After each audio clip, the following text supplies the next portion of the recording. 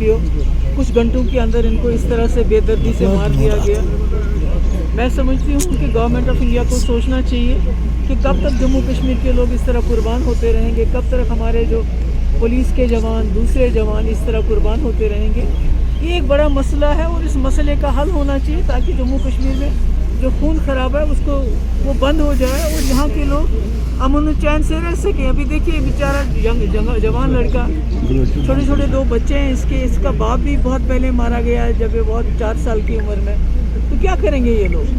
तो मैं समझती हूँ कि जम्मू कश्मीर के मामले से पूरी जो मरकज़ी सरकार है, बीजेपी की सरकार है, उनको सोचना चाहिए, बातचीत का अमल शुरू करना चाहिए ताकि यहाँ खून खराबा बंद हो और यहाँ के लोग जो रोज़ रोज़ कुर्बान होते हैं, हमारे जो कब्रिस्तान है भर गए हैं अब यहाँ के लोगों से, तो उनको बातचीत का सिलसिला शुरू करना चाहिए, चाहे यहाँ बातचीत करनी हो चाहे पाकिस्तान के साथ, क्योंकि वो बार बार कहते हैं पाकिस्तान यहाँ वायलेंस करवाता है, तो कम से कम वायलेंस को बंद करने के लिए तो बातचीत शुरू हो सकती है। हमारी मांगे हॉर्टिकल्चर एडमिनिस्ट्रेशन। मेरा नाम है आफरीन हुसैन, मैं डिस्ट्रिक्ट बांडीपोरा से हूँ। 2006 में ये कोर्स यहाँ लॉन्च हुआ सुकास्ट के। NN वोरा साहब वहाँ उस समय गवर्नर थे और उन्होंने ये job oriented course basic horticulture training job oriented course रखा था। लड़कों को उस समय ऑफर किया गया कि आप इस कोर्स में आ जाओ। उस समय लड़के बहुत से इंट्रेंस भी रखी गई, इंट्रेंस भी लड़कों ने पास किया, अपना कोर्स छोड़ दिया, इंट्रेंस पास किया और इस कोर्स में लग गए।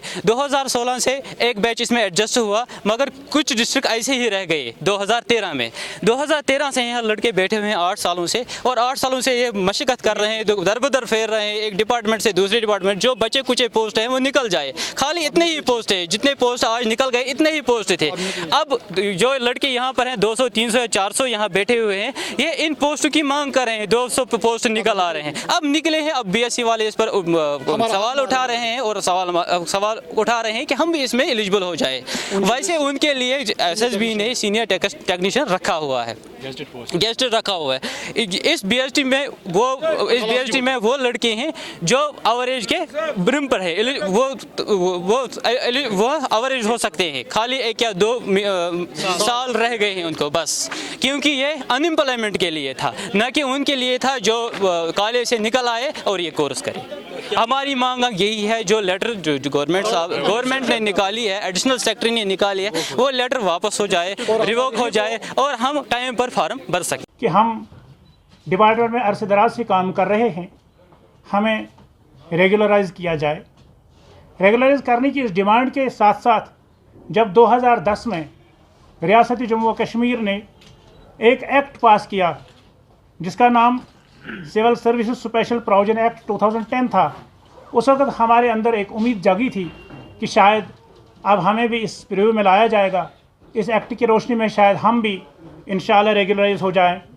लेकिन बदकिस्मती ये हुई कि जब वो एक्ट सामने आया, उस एक्ट में एक लाइन लिखी गई थी कि ये सब एम्प्लॉयज़ पर, चाहे वो निडवेस हो, चाहे वो कॉन्ट्रैक्चुअल हो, चाहे वो कुछ भी हो, किसी भी कैपेसिटी में सरकार की किसी डिपार्टमेंट में काम कर रहा हो, लेकिन एक लाइन लिखी गई नीचे कि excluding academic arrangement, those people who are working in school education department, higher education, medical education and technical education, in 4 departments में जो लोग हाईली क्वालिफाइड हैं, इनके बगैर ये एक्ट सब पर अप्लाई किया जाएगा। मैं डायरेक्टर से गुजारिश करता हूं और अदालत आलिया से गुजारिश डायरेक्टर से करता हूं कि झूठ मत बोला करें, और प्रिंसिपल हजरात से गुजारिश करता हूं, ये आपके बच्चे हैं, क्या हुआ आपको, क्यों इनको परेशान करते हो। और अदालत आलिया से गुजारिश करता हूं कि अगर कोई लीगल प्रोविजन है इसको PIL में लिया जाए, क्योंकि हम आपके पास पहुंच नहीं पाते हैं, और PIL लेकर इसको मेहरबानी करके इस समाज के इस तबके को